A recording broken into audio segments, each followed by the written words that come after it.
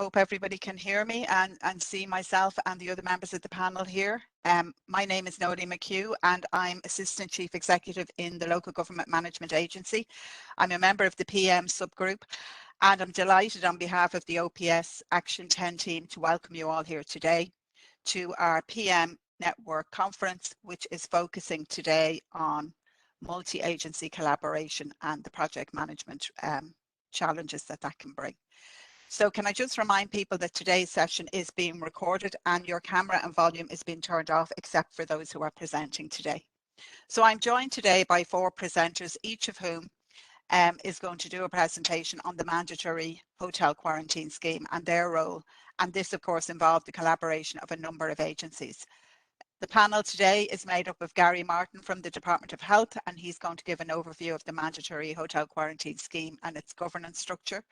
Roisin Killeen from the OGP will take us through the project initiation phase, and then she'll be followed by Lieutenant Colonel Bob Duggan from the Defence Forces, and he's going to give an outline of the Joint Task Force. And then the last presentation will be by Dr. Juan Perez Camacho from the Department of Justice, who's going to give us an overview of the appeal system that was put in place for the scheme. We've asked the presenters to stick to 10 minutes per presentation, and we'd really like to have as much panel discussion on this as we can after the presentations. And this, of course, is where you, the audience, come in. So if during the course of the event you'd like to have a question answered, would you put it in the Q&A and not in the chat, please? So if you can put it in the Q&A, and we'll try to get to them at the panel discussion stage. And can you please just make your question to everyone rather than to individual panelists, so that'll make it easier for us and we'll sort out at this end who's going to answer them. So without further ado, I'd like to introduce Gary Martin from the Department of Health to give the first presentation on the overview and governance structures of the scheme. Over to you, Gary. Thanks very much, Noelie. I'm just going to put my slides up on screen here now. Just give me one sec.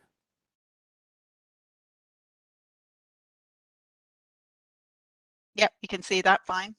Brilliant. Thanks for confirming that, Noelie.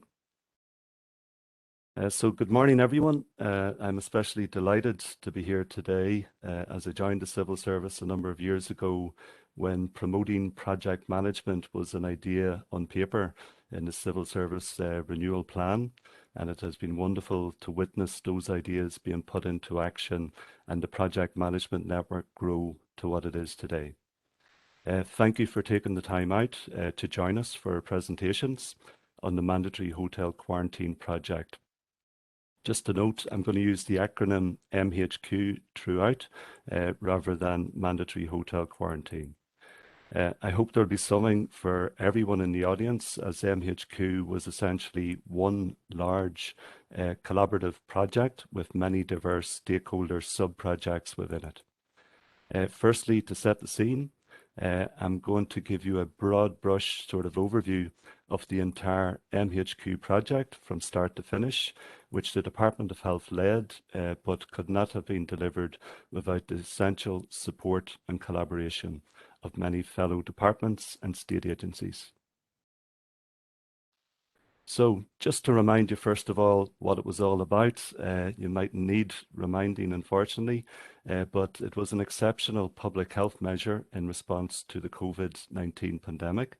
The primary goal was to reduce the risk of importation of variants of concern, with the potential to overwhelm the health service and undermine the fledgling national vaccination programme at that stage.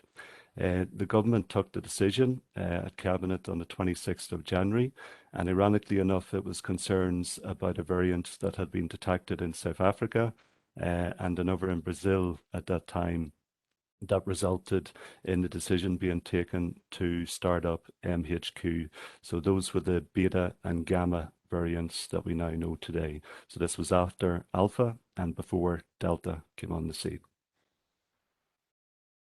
So the initiation phase was very rapid and very agile, with only 6 weeks given to us to turn a high-level vision statement, which came from the SOG, which met on the 5th of February, into an operational national system of quarantine. The key milestones are listed on this slide for the initiation stage, and the high-level governance structure is also there on the right of the slide. Roisin Killeen is going to give you an insight into this phase of MHQ, so I won't steal her thunder.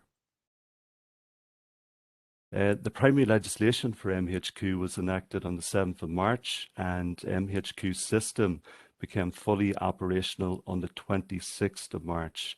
So a key part of the design of the system was the concept of the passenger pathway, which was used to frame the design of MHQ and ensured that all the stakeholders understood their roles and responsibilities.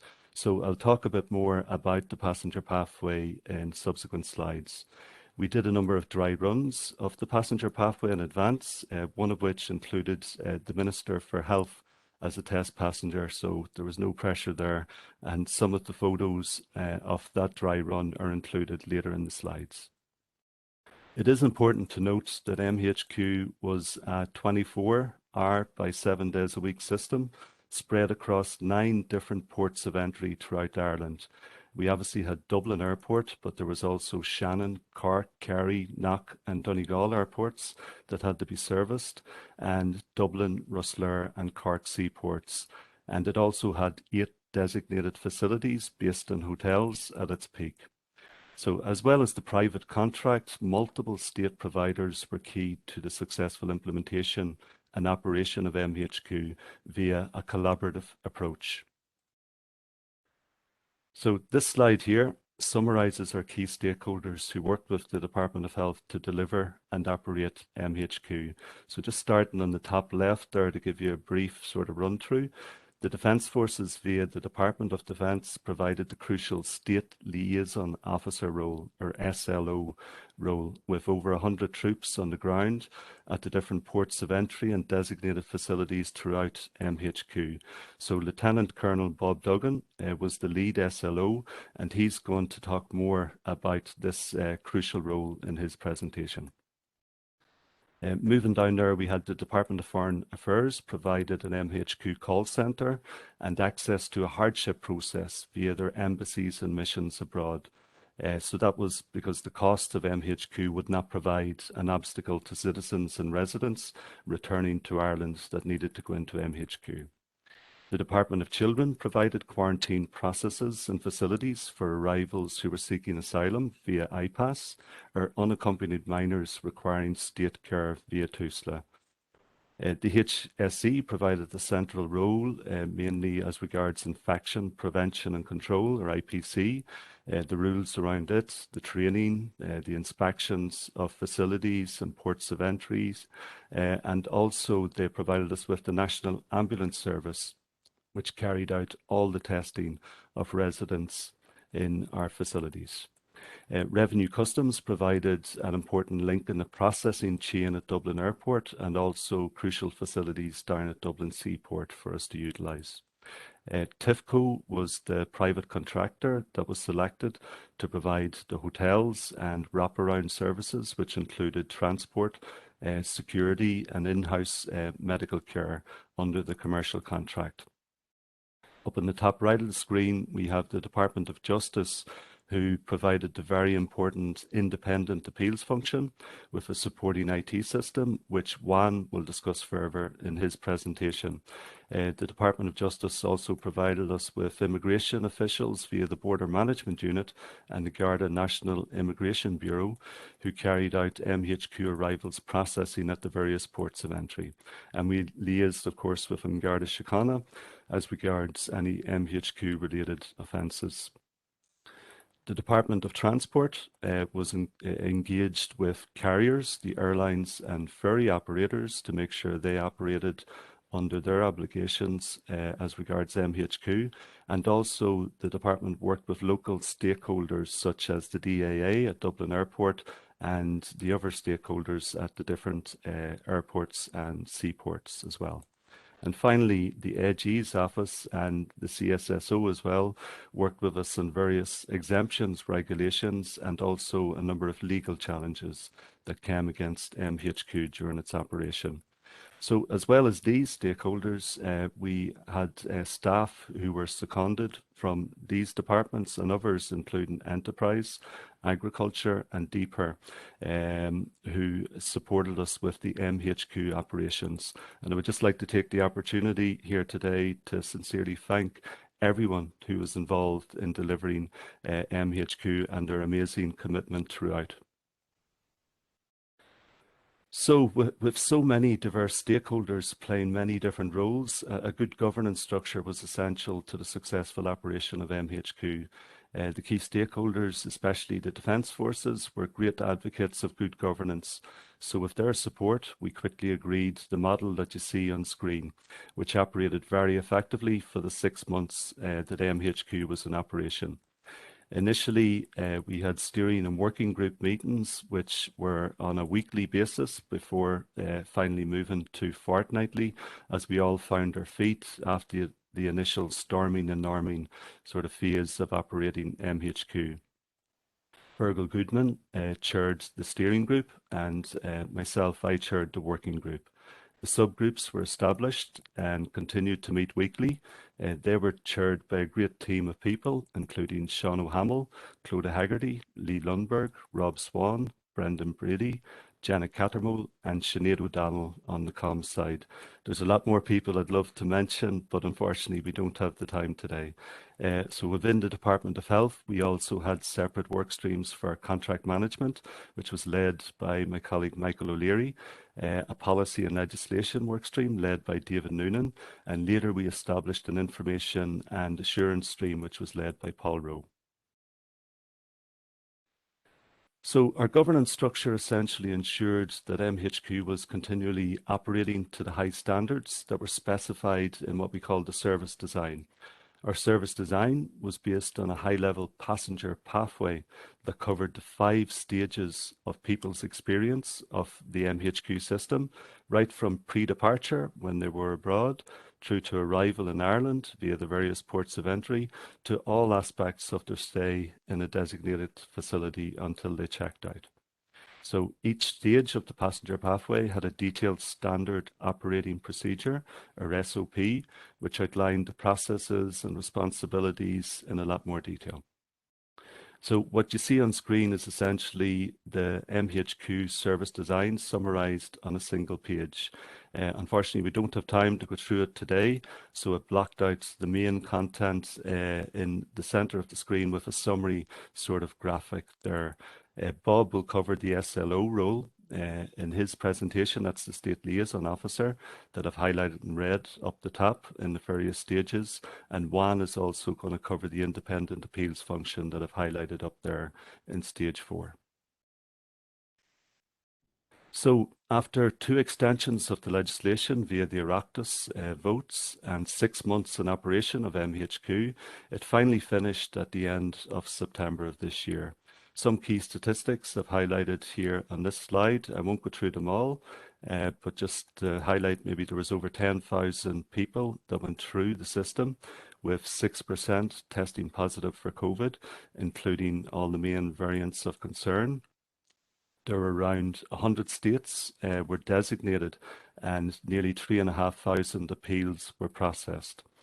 We conducted statistically robust surveys of residents' experience in MHQ, and over 85% had a positive satisfaction rating. The legislation lapsed at the end of October, and as you all well know, is currently being resuscitated in case it needs to be used again. So just to wrap up, from my perspective, these are my key project management lesson learned from MHQ. The first one I would highlight would be the power of the PID. Some might say agile projects, don't need a PID, but I firmly believe, that all projects do. The clarity of the roles, were set out from the start in the PID. The division of the tasks was clear to prevent any duplication and ensure integration across all stakeholders. And it was also a great document for inducting quickly new starts as they joined us on the MHQ project. Secondly, I would say communication is key. I think it is PMBOK that says up to 90% of a project manager's time should be spent solely communicating. And to be honest, when I did my PMP exam years ago, I would have been a bit dubious about that statistic.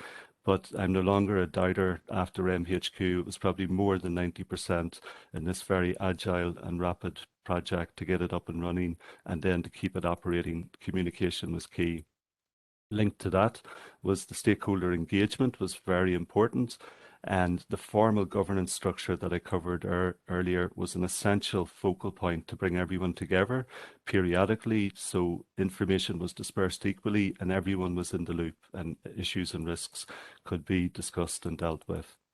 Next, the formal design methodology was very useful. We benefited from early engagement with counterparts in New Zealand who had had nearly a year under their belt of operating an MHQ sort of structure. So the whole idea of the passenger pathway to framework service design was very beneficial.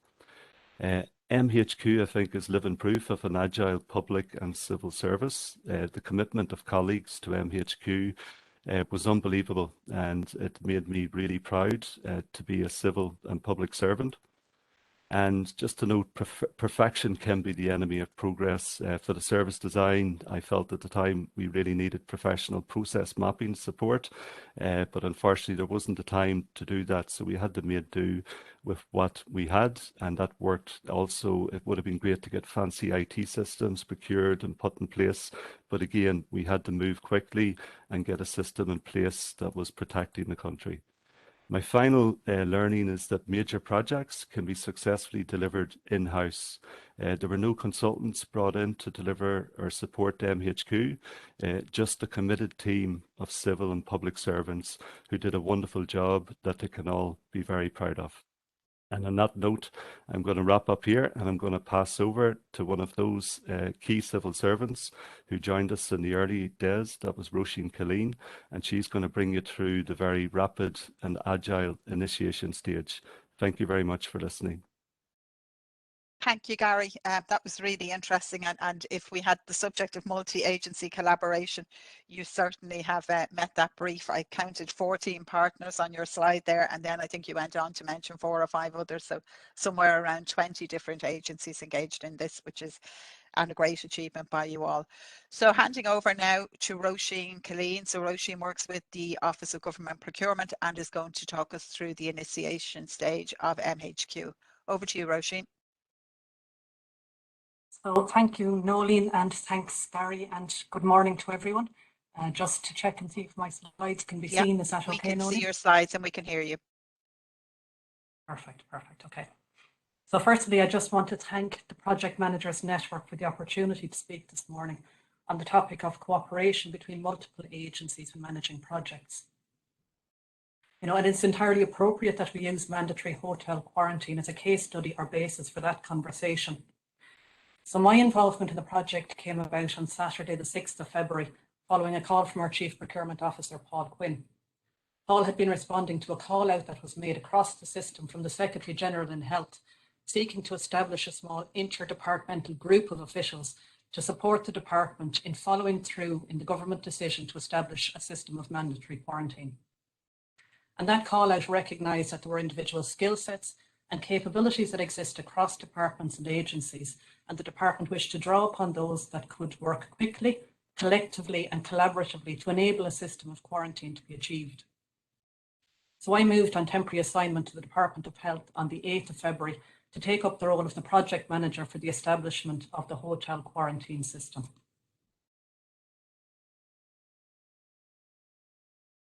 So the scope of the project involved the delivery of the detailed legal and operational arrangements for the mandatory quarantine system, which were to be prepared and brought to government by the Minister for Health urgently.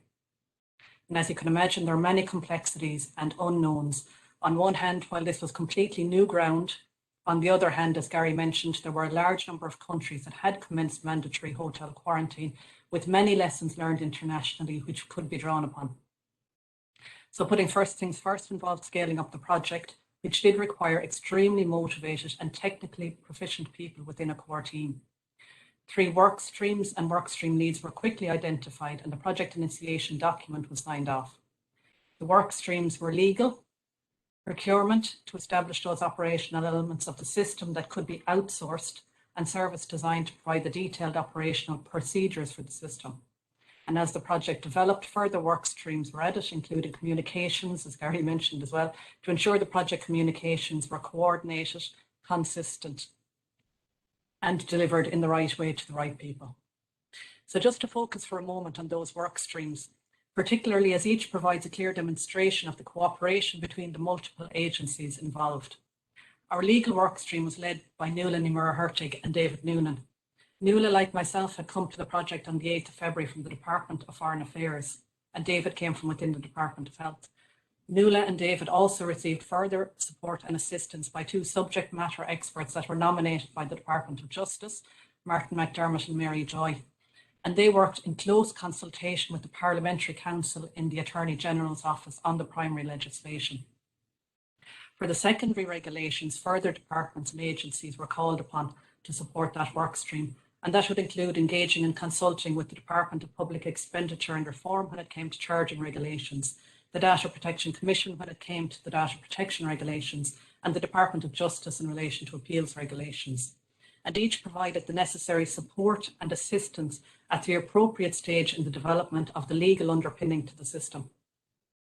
The procurement work stream, as Gary mentioned, was led by Michael O'Leary from the Department of Health, with further support provided by the Office of Government Procurement, the Chief State Solicitor's Office, and Advisory Council from the Attorney General's Office.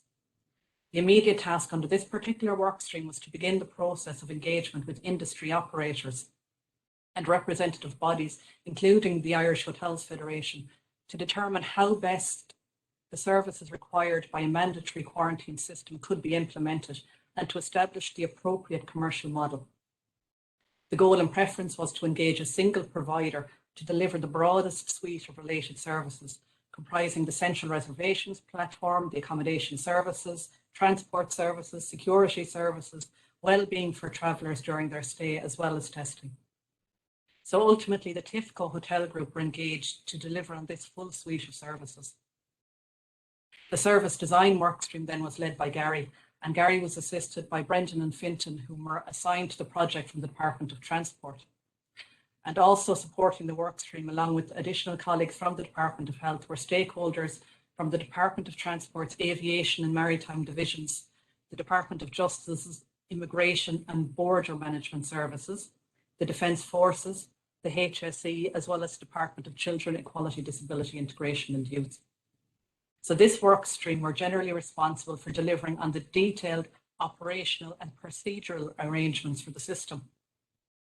And additionally, through this work stream, the further cross-border consultations were conducted with the UK, Scotland and Northern Ireland, as well as Australia, New Zealand and even Norway, to understand and benchmark service design plans against existing operational experiences. As mentioned as well, the communications work stream was led by Sinead O'Donnell from the Department of Health. And while the pressure was on to deliver and communicate certainties on the system which existed from the outset, it was imperative that we control the narrative and that it was consistent and conveyed to the appropriate forum at the correct time. And in this regard, and in particular, the Department of Foreign Affairs Embassy Network was leveraged, and they were pivotal in seeking, gathering and disseminating information on the proposed and the new system. So with all of the work streams identified, resourced, and with the key stakeholders connected, an expedited engagement process over the first 4 weeks of the project would identify, examine, and assess all options towards delivering that comprehensive end-to-end mandatory quarantine system. So the first instrumental project deliverable was the primary legislation. The Health Amendment Act 2021 progressed at pace through all stages of the Dáil and Seanad to be signed by the President on the 7th of March. 4 weeks after the project had commenced, this principal anchor for the system would pave the way for the operational elements and arrangements to fall into place. So once that legislation was commenced, the Minister was then in a position to award a contract for the associated services, and the commercial negotiations were finalised, with the next key deliverable achieved the following week on the 15th of March with contract signing. Having that contract in place, the integration of all the key state resources involved in the delivery of the end-to-end system could then slot into place. And this would include every aspect of that passenger pathway, from arrival at an airport or seaport to engagement with the state liaison, the role fulfilled by the Defence Forces, and through onto the appeals processes. But notwithstanding the fact that there was a huge amount of activity in the first 5 weeks, it was the final 2 weeks of the establishment project that was by far the most intense phase. It's at this stage and at this point the final legal arrangements were to be settled, and it was these policy decisions and associated statutory instruments which allowed the Minister to exercise the powers conferred by the primary legislation that had to be delivered. So therefore, the real hard yards for the core project team involved interconnecting those remaining policy positions to the planned and achievable operational arrangements. It's also in these 2 weeks that all the state stakeholders and externally procured service providers were organised, aligned and mobilised. And it's important to recognise that the timing and delivery of each regulation was directly associated with the capability to commence an operational activity.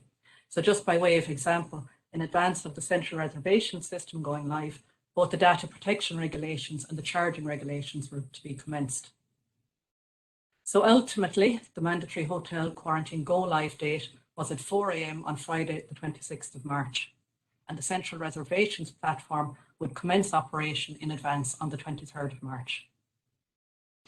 So in terms of deliverables across the 7 weeks of the mandatory hotel quarantine project establishment, the work streams collectively delivered the primary legislation, 9 distinct regulations, 3 commencement orders, designations for appeals officers, facilities, states and testing times, the negotiated services contract, and the detailed end-to-end standard operating procedures for everyone involved in delivering the quarantine system. So the project really reinforces how critically important collaboration, communication and engagement is, and as I mentioned at the outset, an appropriate case study for cooperation between multiple agencies when managing projects. So just to move forward then to the lessons identified. In terms of the key lessons, which were in many ways, in my view, the critical success factors to the achievement of the objective to establish the legal and operational arrangements urgently. This project clearly required a common purpose amongst highly skilled and motivated individuals in the core team. The project workstream leads each brought technical expertise, whether that was in the legislative drafting and processes, the commercial acumen, the project management or communication skills. Managing the team and the alignment of their particular objectives involved regular meetings for information sharing, enabling quick decision making and removing obstacles. So in these circumstances, the second learning involved the project needing self-organising teams to design and to deliver on this system. One of the biggest challenges for any project manager is always around deciding how much freedom to give each delegated activity. But each workstream lead had the capability to reach out, engage upwards and outwards, and with the mindset to overcome the complexities, to engage collaboratively and to consult widely. And that was imperative here. So breaking down the problems into pieces, understanding the potential roadblocks and seeking the route to resolution was always forefront. And cross-system support, similar to common purpose, was the existence of cross-system support for the project. The civil and public sector is a powerful source of collective knowledge, and this was leveraged with the support at the highest levels across all of the departments and agencies. The delivery of the detailed legal and operational arrangements for the establishment of the system in the space of a 7-week period was an incredible achievement. It was the result of many people working diligently day and night, 7 days a week to deliver. And it's important also to recognise that the establishment project was fully supported internally, from Minister Donnelly to Secretary General Watt and Assistant Secretary General Fergal Goodman, the project director, who provided really strong leadership and direction throughout. But once the system was established, I was stepping back, and that's the next point in the journey for the department. Now that the system was operational, it had to be managed. So I'll hand over now to Lieutenant Colonel Bob Duggan, who'll speak about the Defence Forces perspective in response to the mandatory quarantine system. So thank you. Thanks, Roisin. That was really interesting, and I think we might talk a little bit later on in the panel discussion about the speed and how fast you were able to deliver that. So we'll bring Bob in now, and I can see his, that's perfect, Bob, we can see that. Thank you, Noeline and Roisin, and good morning to everyone. As Gary mentioned earlier, my role in the delivery of mandatory hotel quarantine was as the state liaison officer. And if any of you had the pleasure of being a guest, then you probably received a release letter of completion signed by me. Now, the Defence Forces contributed, and it continues to contribute, significant support to the HSE throughout the COVID-19 pandemic. And due to our contingency role responsibility to the state, we are postured to deliver planning and outputs that may need to be taken on the ground. Now, the Defence Forces was able to understand, integrate and contribute to this planning process utilising a project management model to the benefit of our own internal officer training courses. And we also have military planning tools to complement such an approach. And for example, the Defence White Paper policy implementation is currently being delivered using a project management approach. Now, for the Defence Forces, a pre-planning phase commenced on the 12th of February, utilising the military decision-making process, which I'll briefly explain in the next slide. And it was important that there was coordinated and concurrent activity so the project could be delivered within a compressed timeline. The Defence Forces led most, but not all, of the reconnaissance of the ports of entry, meeting with the relevant stakeholders on the ground. And this allowed us to contribute positively to the service design phase. As you might expect, Defence Force personnel needed to be selected and trained for the specific tasks identified, ensuring that a robust infection prevention control measures were strictly followed to keep the guests, the hotel staff, and ourselves safe. As Rosie mentioned, service delivery commenced on Friday the 26th of March at 0400 hours, and I got my first phone call at 5:30 that morning from the airport. And by the 14th of April, we had responded to a surge in guest numbers by adding another 2 hotels. And then later that month, on the 18th and 19th of April, we added 4 more hotels, which brought the total to 8. An important phase not to be underestimated is the tearing down phase, or the service dismantling phase, with the requirement for us to archive the material and observe GDPR provisions made within the regulations. Now, I just want to refer briefly to our own internal military decision-making process, which we use as part of our planning process. And it has 3 pillars. It's sometimes referred to as an integrated planning process. But on the left, you'll see we have a personal leadership process, personnel, where we give the tasks to them. They can make their own plans. They can conduct their reconnaissance and then feed that back into the central pillar, which is what we call the estimate of the situation. And in that case, we use the task or the mission that's given to us. We look at restating it, provide our draft intent, our planning guidance to the various staffs, logistics, operations, etc. And then look at the situation and develop our courses of action.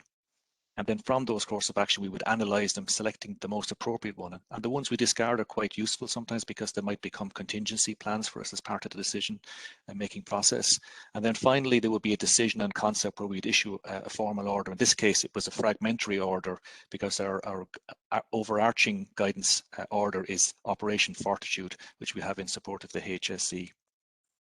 To the right of that slide, you see the mapping overlays, and that's not relevant in this context, but just it would be used to depict the implications for our plan on the terrain.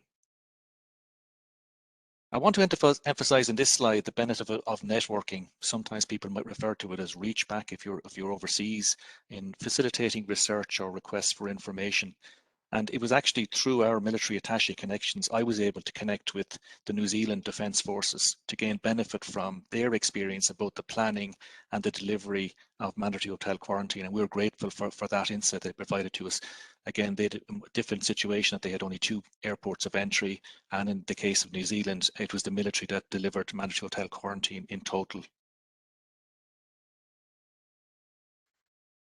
The state liaison officer, as Gary mentioned at the start, that was our role, and we had to provide, on-site presence at the ports of entry, both the airports and ports of entry. We provided the permanent state representation at the designated facilities, providing the letters of completion.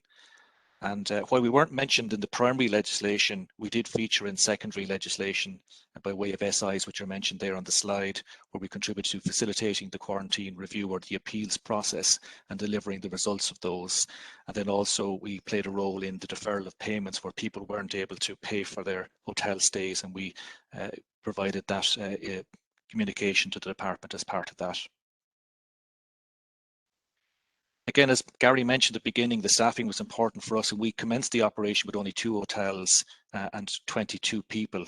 And from the left, you see that we had the ports of entry teams divided into 3 areas. The second was the escorting of transport, which we discarded actually after a number of weeks, when we were happy that we could trust the single service provider security teams to provide that function, and that gave us a rebalancing of our forces.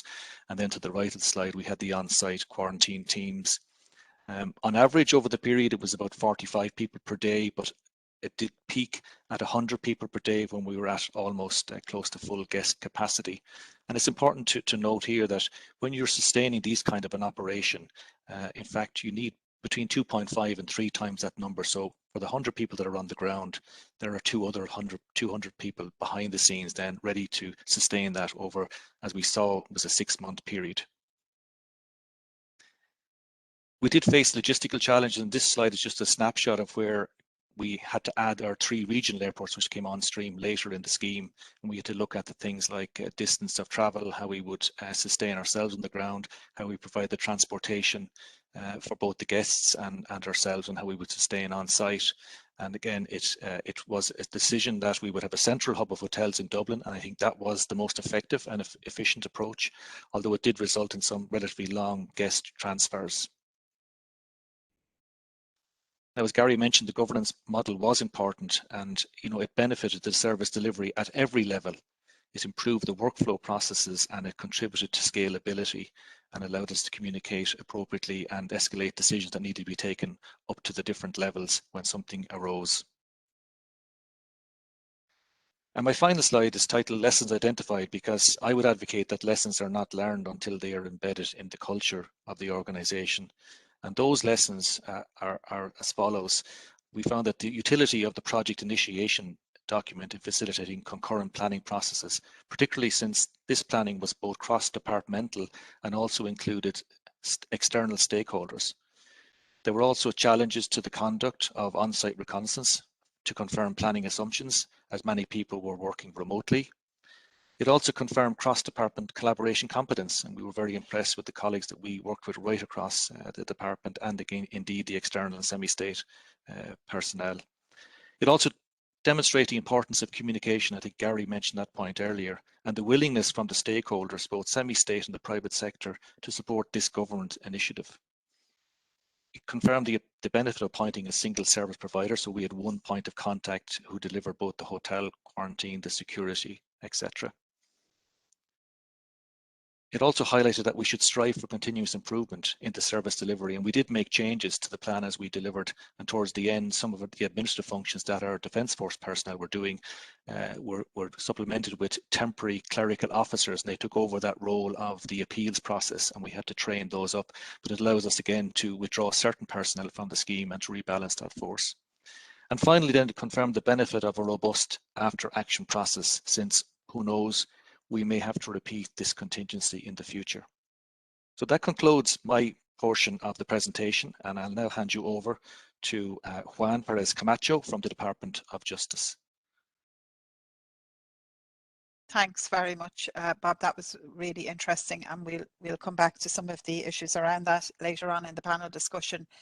Juan, are you in a position there to start sharing? Yeah. Yeah.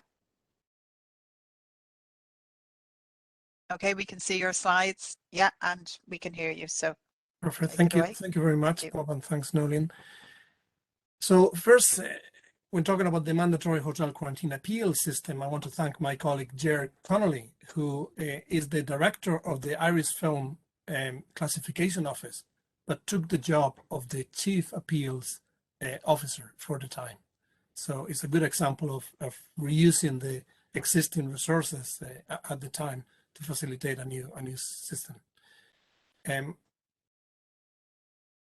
Sorry.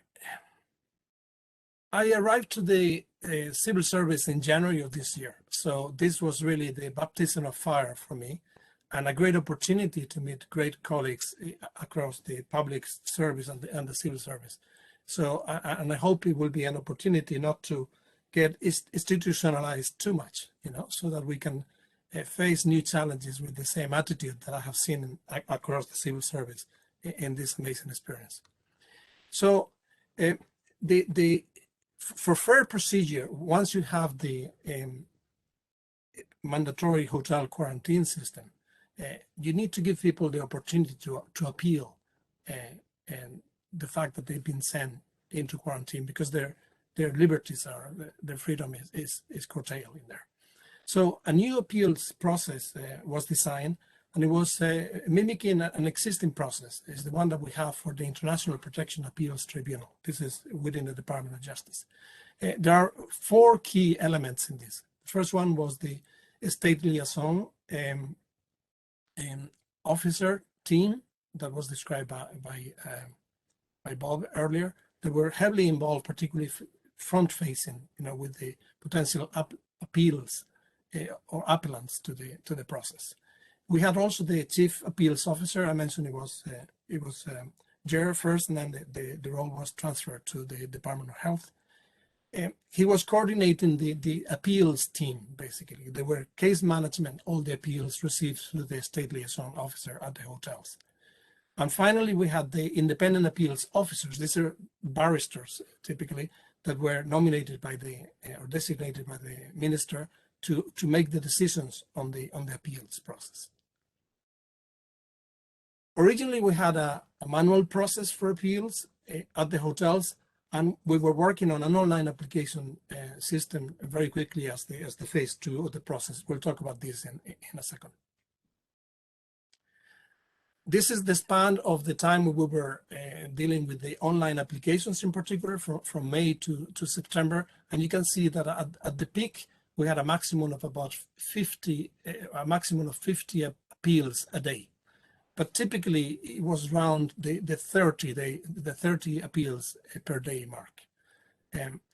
And the percentage of appeals that were granted in average is around 50%. So something quite substantial in there.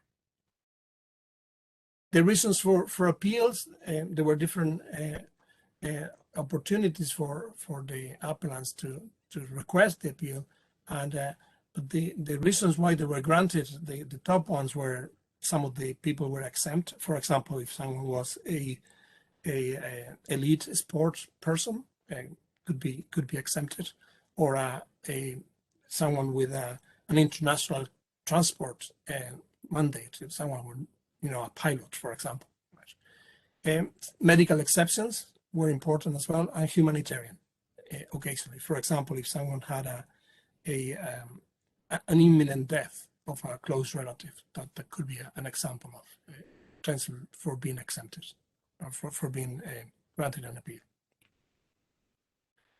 I think the critical factors that made the mandatory hotel quarantine appeals process successful was, it was mentioned before, the online collaboration and coordination of a number of departments, particularly health, defense, foreign affairs, and justice, in particular for the appeals process. Also, we had a standardized process, even if, as Bob was mentioning, we had up to 8 hotels, but it was a single system. It was a single system with the standard operating procedures, and this particularly made it very simple to create a rapid deployment of our new online system. Very important point, and I would think was mentioned before as well, is that we innovated using existing resources, not just reusing people with great capability, but also we didn't create new fancy IT systems. We tried to use the standard pieces that we have, although well designed and well implemented, for example, by the very strong Department of Justice IT team. And I really want to recognize that team that worked really, really nicely to deliver the online system. Very important was the presence of the state liaison team on the ground, because that gave us a direct line back to the appellants through the defense forces teams at the hotels. Now, the outcome was that we were able to deliver decisions within an average of 3 hours, which is very impressive. The target was a maximum of 24 hours, and the average we met was 3 hours. Obviously, we all know what happened in May, that the ransomware attack put down the HSC. And also, as a precaution, the Department of Health also brought all their systems down, because they were also under attack. So we were really facing down a shutdown on the mandatory hotel quarantine appeals process because the Defense Forces team were relying on Department of Health systems.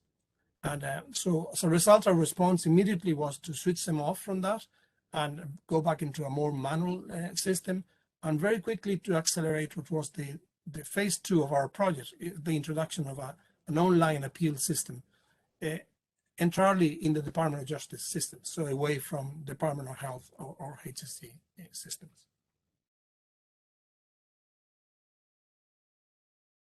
So we were able to bring that system within 24 hours, effectively. So we redesigned the system to bypass the Department of Health, and we accelerated the development of the system in the Department of Justice. It tested and deployed with the Irish immigration website, and trained the first forces to manage that new system. And the result was that there was no impact on the service. Obviously, there was a little bit of lacking here, that the system was close to ready, but there was substantial effort to accelerate the process. You can see in green in the same picture in there, all the IT systems that we use within the justice system.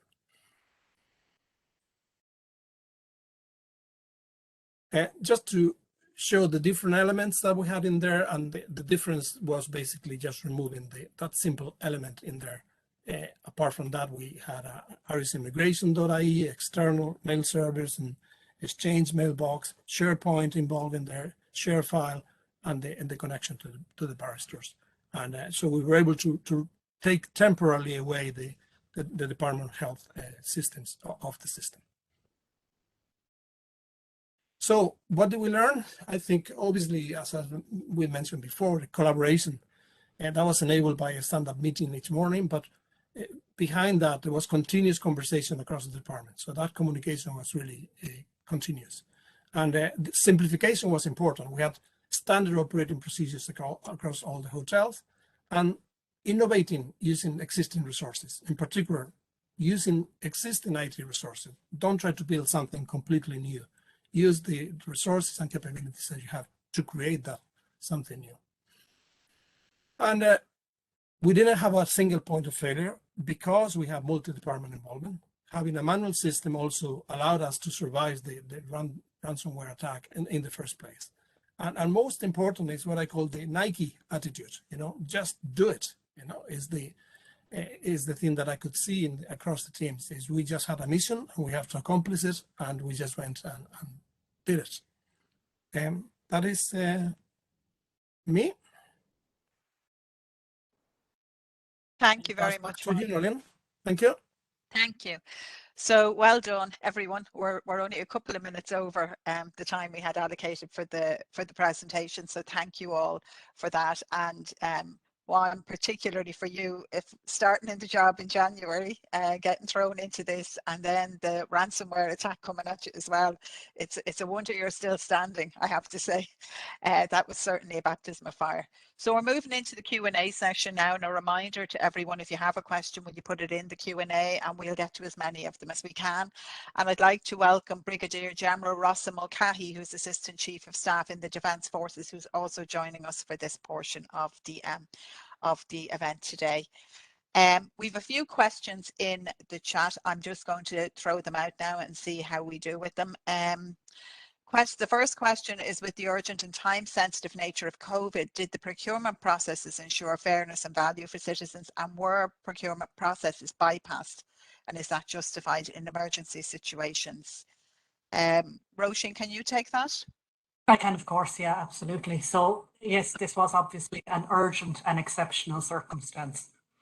And under those, having regard to the urgent and exceptional circumstances that we're presenting, we did speak with legal advisors as to whether we could use the negotiated procedures without prior publication that are available through the procurement regulations. So that was the basis upon which the procurement and the engagement of the single service provider was used by the department in the first instance. But that was subsequently and immediately followed by an advertised process. So just to ensure that the state was receiving that value for money, to ensure that there was a robust arrangement with proper contractual terms and conditions underpinning the arrangement. Yes, there was the negotiated arrangement in the first instance. And just in terms of how that negotiated arrangement came about, there was an engagement with, as I mentioned in the presentation, the reach out to the industry operators and representative bodies just to understand what a commercial model might look like for the types of services that we were looking for, whether there was the capability to deliver the types of services that were involved, so on and so forth. And with that, the process of the negotiation did include speaking with a number of providers just to understand that we were achieving a competitive outcome, notwithstanding the fact it was a negotiated arrangement. Okay, thanks for that. The next question we have is about the information and assurance function. And I think, Gary, you're best set to answer this. After you set up that, what was the rationale for it? What value did it add? And would you do it differently if with reference to assurance the next time? Thanks, Nolene. Yes, the information and assurance function was very important. There were bits of it that were being done from the very start, spread across our core work streams, but we felt it needed a separate sort of stream and unit to dedicate to that. The assurance part of it was really to give Department of Health and all the stakeholders the comfort that everything on the ground was operating as per the high quality standards we'd set out in our passenger pathway design and the standard operating procedures. So Department of Enterprise, for example, were able to secure for us via the Health and Safety Authority and the WRC qualified inspectors who were seconded over, who became monitors who would go out and visit the ports of entry and visit the different hotels that were designated facilities to ensure that on the ground everything was happening as it should, and feed those sort of mini audits back into ourselves so we could recalibrate and tweak as needs be and feed that into the contract management with the single service provider if required. We also set up the resident surveys. So it meant that people who'd went through MHQ would have the opportunity to directly feed back to us, you know, via anonymous surveys, how they actually experience things on the ground. So I think there was between 20 and 30 different questions on that. So it was quite robust, and we were able to see the satisfaction ratings and also across how that was distributed across the different hotels. So if any hotels might have been underperforming, which thankfully wasn't the case, and the satisfaction ratings were quite high, surprisingly high at over 85%, which was great given that no one wanted to be in MHQ, obviously. But that feedback was good. The information piece was all about the information flows between the different stakeholders. So we had immigration, we're collecting information, GNIB needed, and guards for offences and prosecutions. We had the hotel that was collecting information, and we needed information ourselves centrally in Department of Health. So we had to ensure that that was all done as per data protection, you know, impact assessment, GDPR, and that retention sort of rules were being followed. So it was bringing all of that together as well as reporting.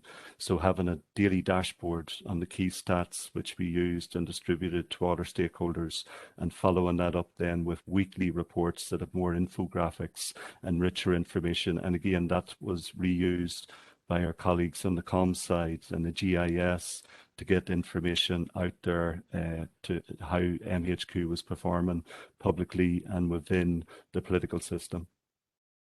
Okay. I suppose the question now on communications, on reflection. So thanks for the excellent presentations. You mentioned, all of you mentioned the importance of communications, and on reflection, what would you say is the best method in such large scale collaborative projects? And I might just ask you to comment on that briefly, Gary, and then maybe Bob might come in on this as well. Yeah, like I would say, the virtual world really, really helped us, because from the very start, the get-go, it was between 20 and 30 people together. I know for myself, for service design workshops, we started doing those twice a week, Tuesday, Thursday, in between we were working on it and doing bilaterals. But I don't know if that would have been possible even pre-COVID times, to get 20 to 30 people available, for a 2 to 3 hour slot twice a week, and to be churning through all of that sort of passenger pathway material and building it up. So that was really useful from a communication perspective. Like, we used MS Teams in the Department of Health. Thankfully, that was relatively affected by the cyber attack, which brought a lot of our systems down. So we were able to continue using Teams sort of consistently to communicate with everyone during the initiation and the operation of MHQ. And Bob, from the Joint Task Force point of view, would you have anything to add on the comms front? Yeah, well, I suppose we would have our own internal communication system, and we were able to, communicate on a regular basis with our own teams, both on the ground at the hotels, because obviously they were spread out 8 different hotels, and then the ports of entry. But what I would say is we were very conscious of the fact that this was an inclusive, we needed to be inclusive in it. So the tools we used, as Gary mentioned, the virtual, meetings, in some cases they were just normally kind of weekly or placeholder meetings sometimes, where we would bring all the stakeholders, and some of it had to be done internally, I suppose, within ourselves of the department, maybe something that might impact on the contract. But it was important that the systems that we use, were capable of being inclusive of all the stakeholders, and that we were communicating across the board with all the people, including TIFCO, who were the single service provider. And there was a lot of moving parts involved and trying to bring those together. So I think that's where the governance piece also played a role. It meant there were different layers and levels. We were able to separate those so there wasn't too much overlap, and where something needed to be moved to a different level, that governance model allowed that to occur. But again, we gathered a lot of information. As Juan mentioned, the impact of the cyber attack, it didn't affect us. We still continued. So we had that contingency in place for if there was going to be a power cut, how would we operate? So we had manual backups to it. And then communicating with the guests was important, because we continuously evaluated. As you can imagine, when guests are in a hotel, they're in their hotel room for a lot of the time. You only see them when they come out to exercise, or when they're arriving, or when they're departing. And in many cases, that's not the appropriate time to be collecting information about their customer experience. So it was important that we were able to get, honest feedback on reflection from those people. And as Gary mentioned, the feedback on the main was very positive. And then we tried to upgrade the types of communication, instruments that we used, be it online, physical booklets. We were aware of things like people had different language barriers, and one would know that we introduced services that would assist guests with language difficulties they might have in accessing the appeal system. So we made sure that everything was open and fair, and used every tool that was there. So I think across the board, again, very useful that we use those tools. Juan, what software packages did you use? Can you answer that? Yeah, specifically for the mandatory hotel quarantine. I mean, the question was asking, someone else was asking, were we all depending on emails? Although there was dependence on email, we could move away from that dependence on email very quickly, particularly because the defense forces on the ground obviously had the ability to have that physical interaction with the people in the hotels, and then obviously the phones were still available to us, right? So in terms of a specific software that we were using, this was a very, very important part of it, is because we had to transfer information in a secure way. This is very sensitive information. People were putting, details on their lives in there, very sensitive personal situation and reasons why they should get an appeal. So we couldn't just email this, or even if we could email it with some password protection, that would complicate the system too much. So we decided to basically use a Citrix share file system that it makes it very easy to share information in a secure way, even across departments, and that's an important thing in there. So that was the main structure that we used to place the confidential information in. And then we just built a simple case management within the share file system, basically by organizing the folders in a logical way and having people managing those folders in a systematic way. So it wasn't anything complex, but it was robust and it was secure. That was the most important thing. It allowed us to basically place the online applications we come directly into that share file. For that, there was a requirement to use SharePoint processing to basically get the applications, combine it with wherever documents they were submitting, and putting that into that share file secure system. And then the appeals officers, the people making the decisions, the barristers, could also access securely the same files to make their decisions and submit their decisions to the system. So that was really the backbone of it. And so we were able to at least temporarily stay away from email, which was obviously the most dangerous part of interacting with the ransomware from the outside. Okay, thanks very much for that. Just a question then from a project management point of view of dealing with change controls. How were they formally recorded, or how did you manage the various change controls that obviously occurred during the project? I'm not sure who's best to answer that. Gary, would that be something for you? Yeah, Nolene, I'll come in on that.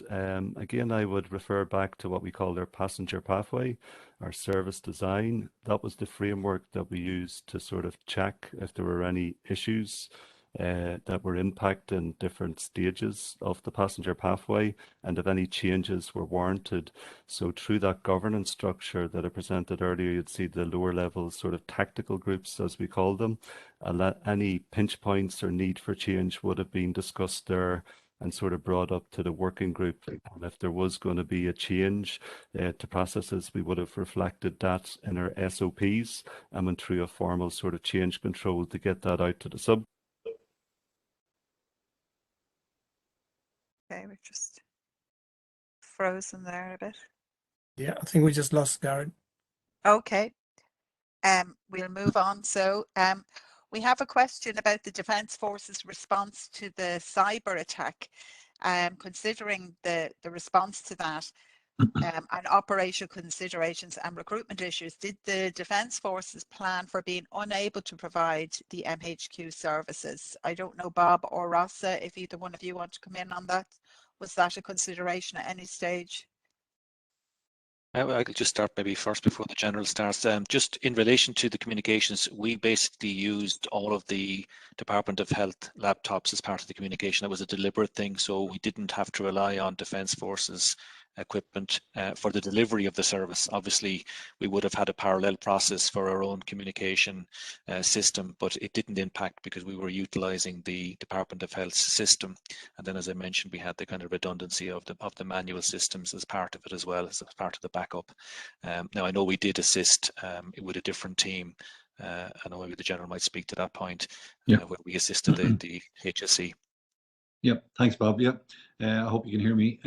Yes, we can, Rossi. Yeah. Great. So yeah, I mean, as Bob said there, we had a layered system of networks that we would have levels of redundancy. But when it came to the actual attack, I suppose we got a call from Department of Health to see if we could assist. So we put together a planning team. So if you recall back to Bob's slide there, where he had that decision-making process. So we went back to basics with the Intercity West, with Department of Health officials who were coming to terms with the scale and the breadth of the impact of the attack, and put it back to basic principles. Simple questions: what is the problem we're trying to fix, and how are we going to coordinate it across? So it was to kind of pull together the multiple teams that were trying to solve the same problem through different channels, to pull them all into a central hub.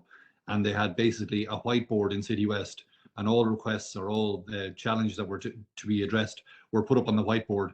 And then, as Bob would have said, different groups were allocated responsibility for implementing the change in those tasks. And ultimately, they went from a kind of a system, or a chaotic system, which is natural in any kind of a system or attack like that, to a more managed, project managed solution, if you want.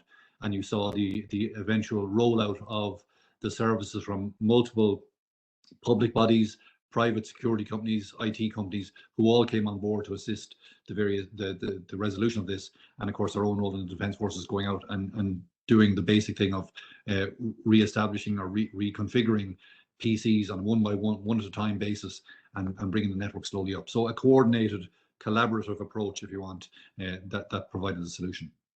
Okay, thank you very much, Gemma. And while I have you in the chair, I might just move on to a question I think that has, we've all been kind of inspired really by the public service responding with great speed to deliver what was necessary to manage the COVID pandemic.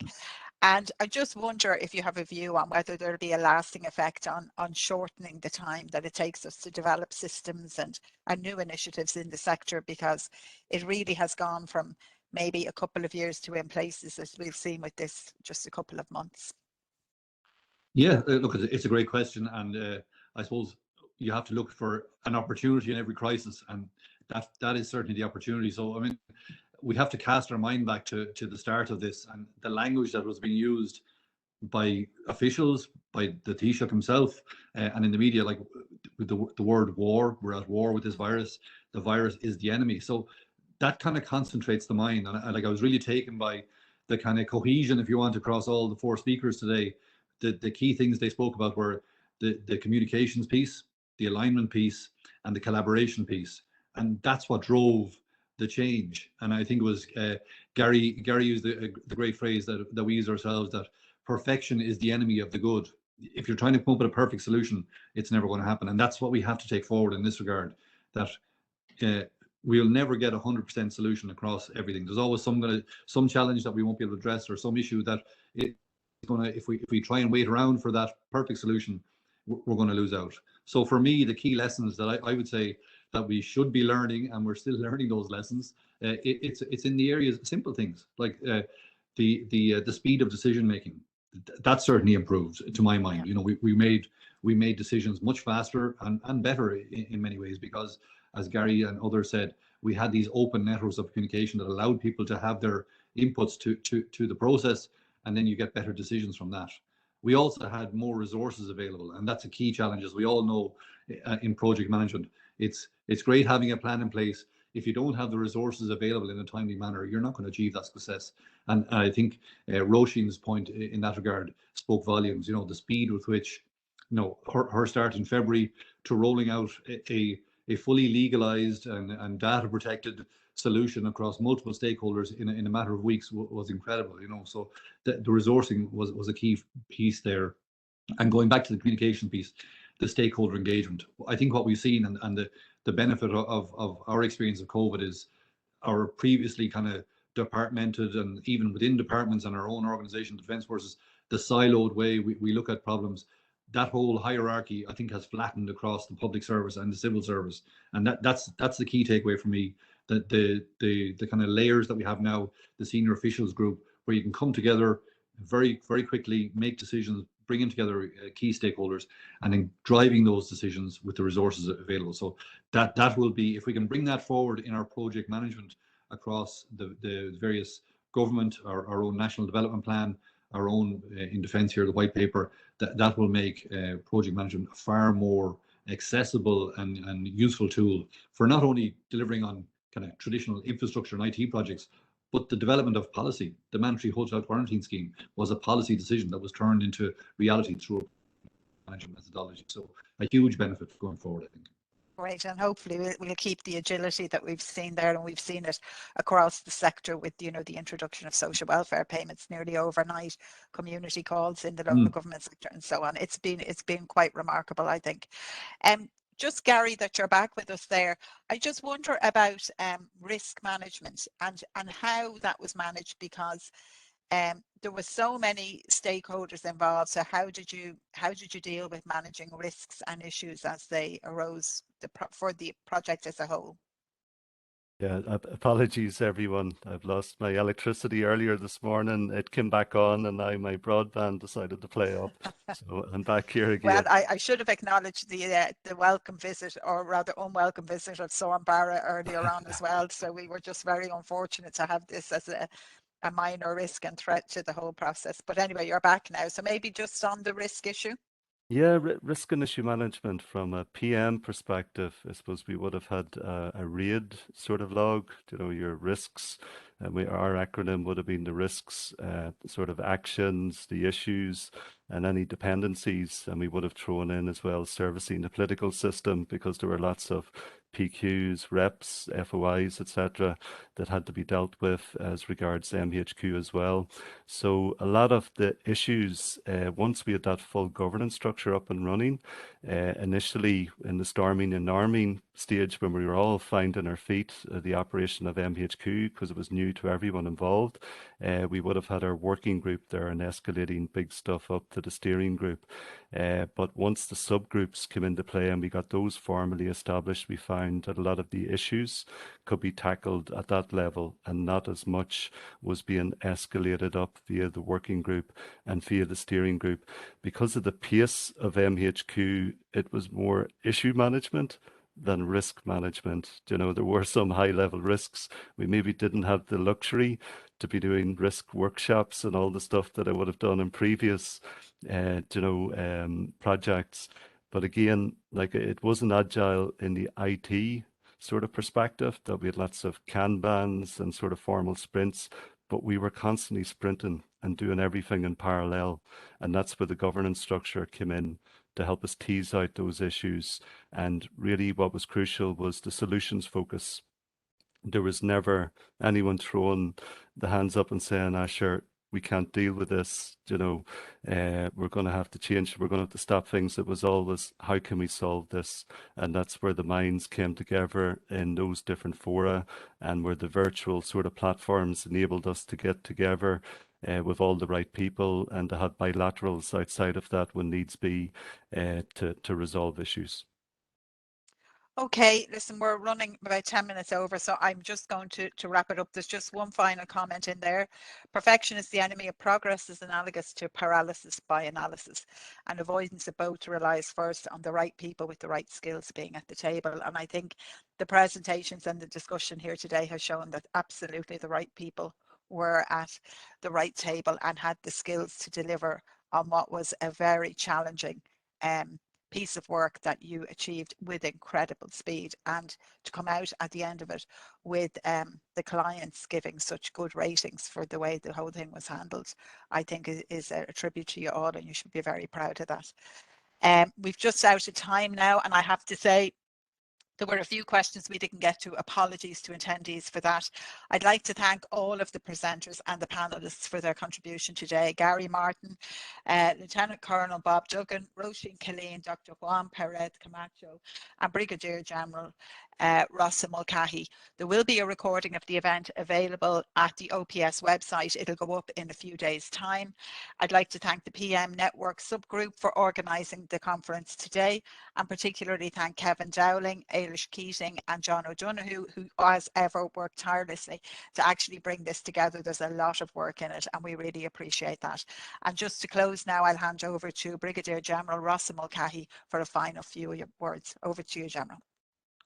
Noreen, thanks very much, and you've captured all of the thanks. So look, I'm not going to reiterate those, but I'd like to thank you, Noreen, for the excellent facilitation you've provided here today.